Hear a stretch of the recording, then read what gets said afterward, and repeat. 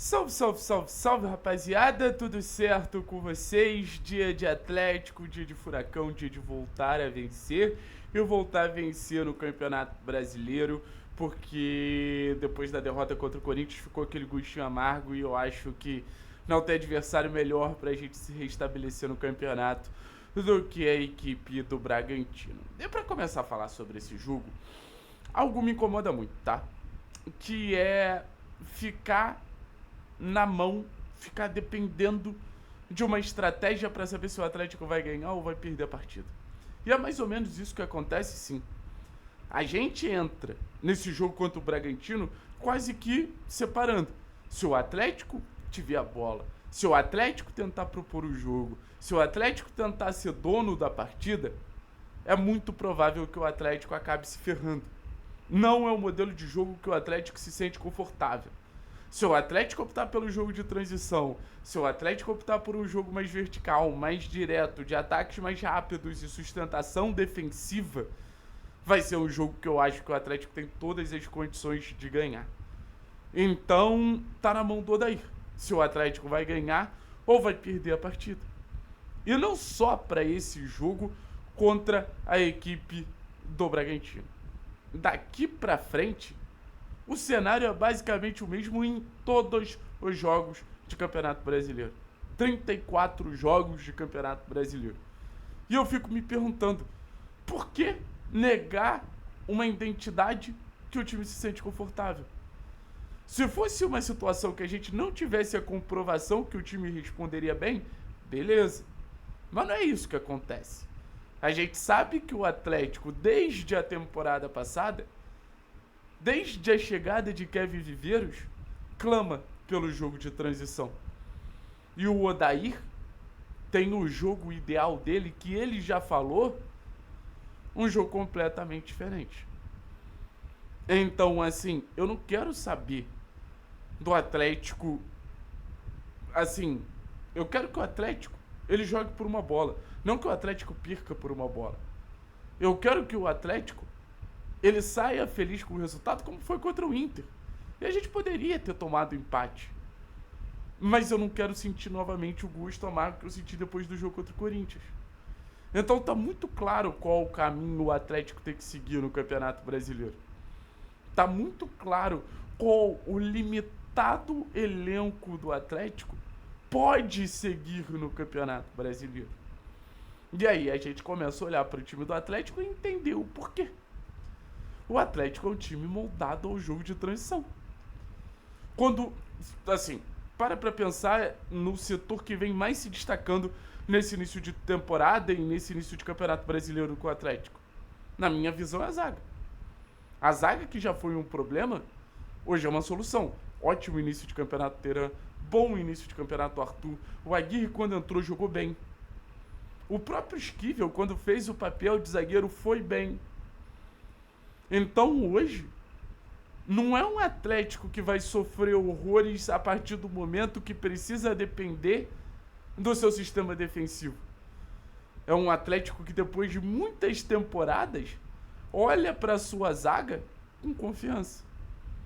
Então o primeiro passo para se sentir confortável no jogo de transição é essa capacidade defensiva. Que hoje a gente pode dizer que tem. Corinthians criou pouco. Londrina criou pouco. Beleza. Acho importante a gente saber se defender em jogos que a gente propõe. Mas pra mim eu vou além. Santos até criou mais um pouquinho o Santos e Inter. Mas mesmo sendo martelados, a nossa defesa resistiu. Então pra mim, a defesa do Atlético hoje, principalmente na visão de Arthur e Teran, tem que ser olhada de forma diferente. E aí a gente vai para outros pontos para entender o porquê desse jogo de transição. Na teoria, o nosso meio-campo acaba sendo um setor esvaziado. Eu não jogaria com 3 atacantes. Eu optaria por 2 atacantes e 3 no meio-campo. Mas, sabendo que, a partir do momento que a gente opta por essa estratégia um pouco mais reativa, pelo menos nos últimos jogos, o Odair vem optando por 2 no meio-campo e 3 no ataque, o nosso meio-campo tem 2 peças que se encaixam muito bem nesse jogo de transição. E aí eu vou botar os alas dentro dessa conversa. Porque são alas que têm capacidade de afundar muito bem para fazer essa linha de 5 quando o Atlético estiver sendo atacado, mas são alas que te dão presença ofensiva também, principalmente o Lucas Esquivel. Eu tenho falado muito do Lucas Esquivel nos últimos dias, assim, nos últimos vídeos, mas é uma esperança de um lance mais criativo, né?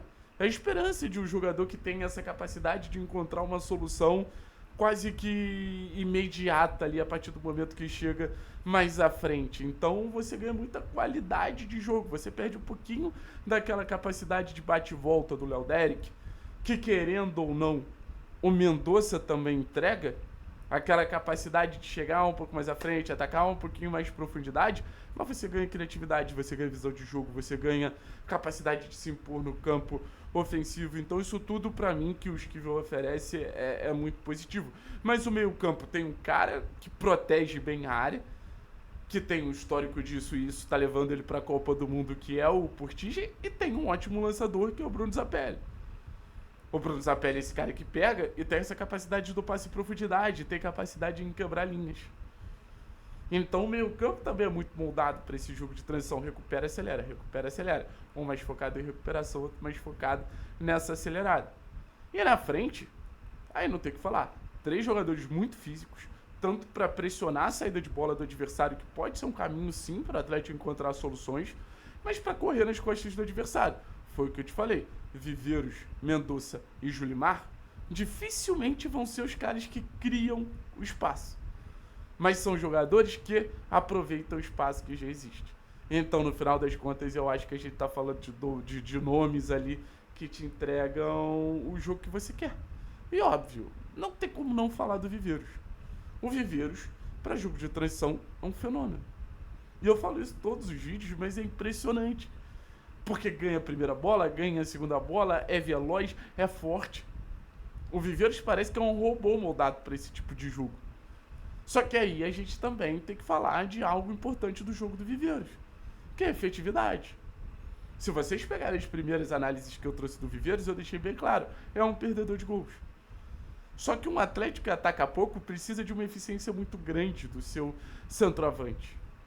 E o Viveiros, nesse início de temporada, não vem entregando isso. É o nosso principal jogador, é o cara que molda o nosso estilo de jogo. Mas é um cara que vai precisar ir além por tanta expectativa que se coloca em cima dele. E aí é um trabalho também pro Odair não deixar que o Atlético seja só o Kevin Viveiros. Valeu? Tamo junto. Forte abraço. É nóis. Valeu, rapaziada. Valeu. E sorte pro Atlético que tem live daqui a pouco. Conto com vocês.